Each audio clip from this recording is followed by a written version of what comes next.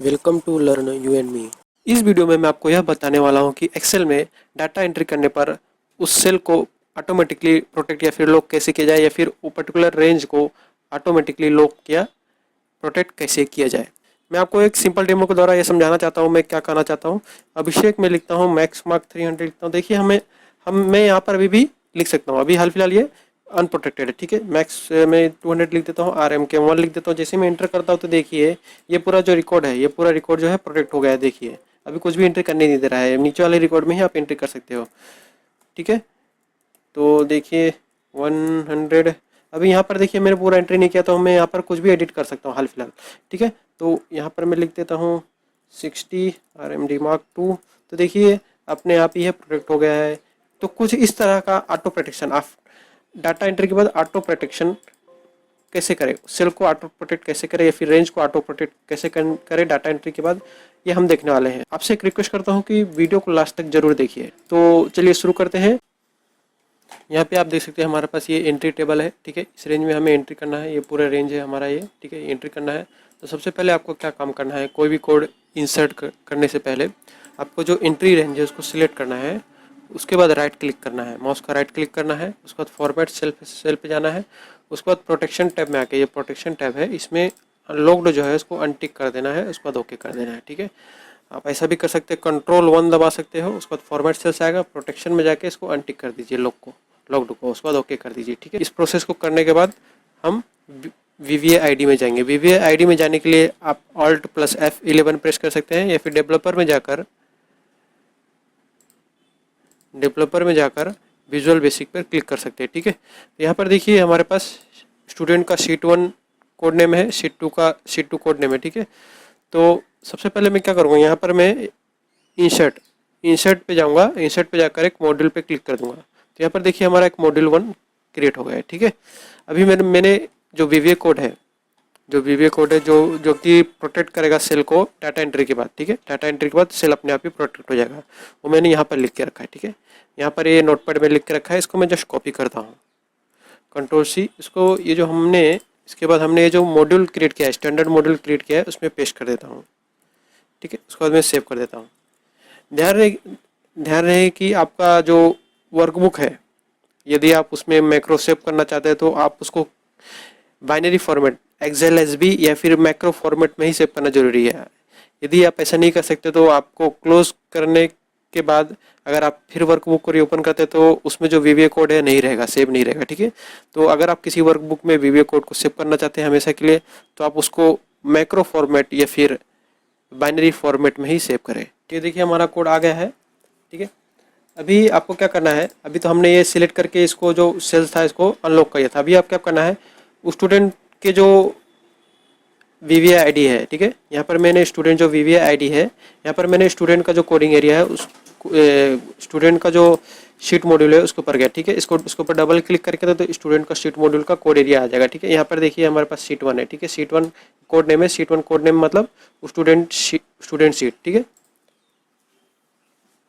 तो फिर मुझे क्या करना है, यहाँ पर देखिए ड्रॉप डाउन है, यहाँ पर देखिए एक ड्रॉप डाउन है, यहाँ पर मुझे वर्कशीट सिलेक्ट करना है। देखिए बाय डिफॉल्ट क्या आता है, वर्कशीट सिलेक्शन चेंज, हमें ये नहीं चाहिए। हमें क्या चाहिए, यहाँ पर देखिए यहाँ पर राइट साइड में भी एक ड्रॉप डाउन है, यहाँ पर हमें चेंज पे सिलेक्ट कीजिए।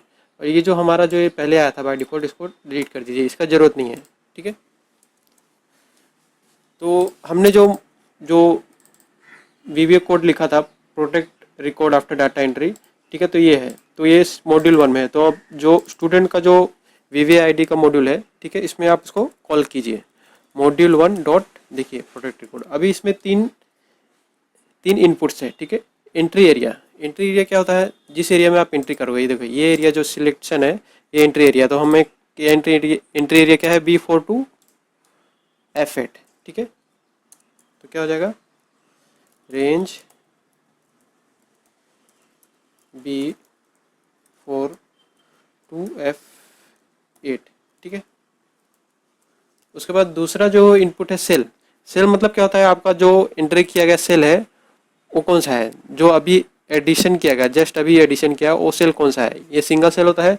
तो ये क्या होता है, ये क्या रिप्रेजेंट करता है, टारगेट को रिप्रेजेंट करता है, टारगेट। तो यहाँ पर आप टारगेट ही डालिए, हमेशा टारगेट फॉर इस सेल फॉर इस सेल इसको मैं बताता हूँ, एग्जांपल के थ्रू बताऊंगा, पर हाल फिलहाल के लिए मैं इसको फॉल्स कर देता हूँ, फॉर इस सेल को फॉल्स कर देता हूँ। ठीक है, फॉर इस सेल क्या होता है, यहाँ पर देखिए अगर मैं मॉड्यूल 1 में आता हूँ, यहाँ पर देखिए मैंने कमेंट करके फॉर इस सेल मतलब ट्रू एंड फॉल्स का वैल्यू एक्सेप्ट करता है।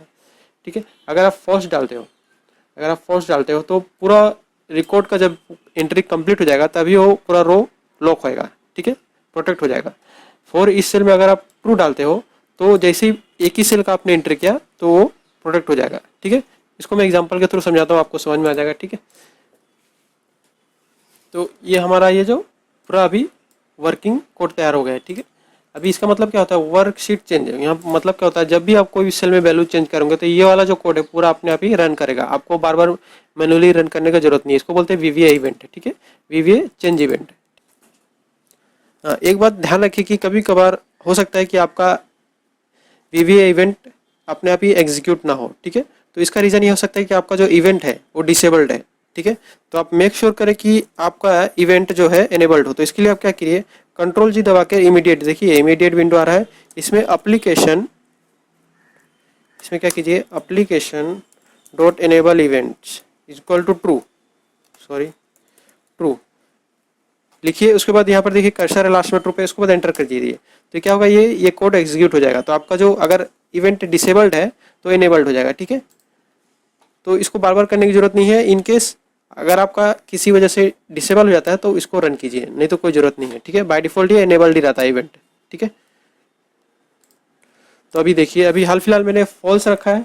ठीक है, इसको फॉल्स रखा है। ठीक है, तो ये पूरा रिकॉर्ड अगर ये पूरा रो में एंट्री जाता है तभी ये प्रोडक्ट होएगा। चलिए देखते हैं, अभी हाल फिलहाल देखिए मैं सब में लिख पा रहा हूँ। ठीक है, देखिए सब में एंट्री हो पा रहा है। ठीक है, चलिए मैं लिखता हूँ अभिषेक, अभिषेक। ठीक है, 200 लिख देता हूँ।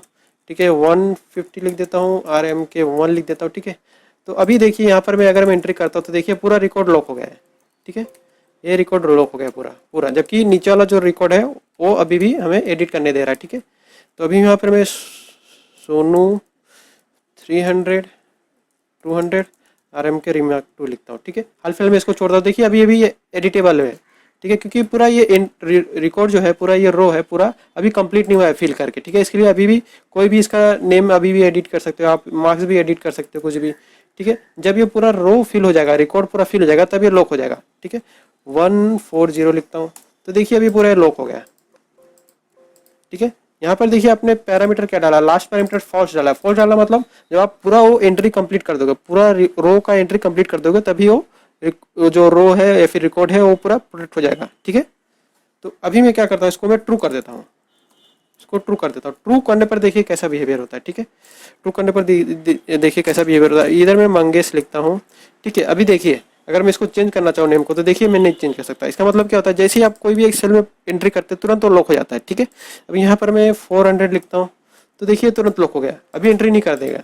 ठीक है, केवल आपका नेक्स्ट जो ब्लैंक सेल है उसमें एंट्री होगा। ठीक है, इसको मैं 300 कर देता हूँ। ठीक है, RMK3। ठीक है, तो देखिए इसमें ही तुरंत लॉक हो जा रहा है वो सेल। यहाँ पर आपने ट्रू डाला मतलब जैसे ही उस सेल में एंट्री किया उसके बाद तुरंत लॉक हो जाएगा।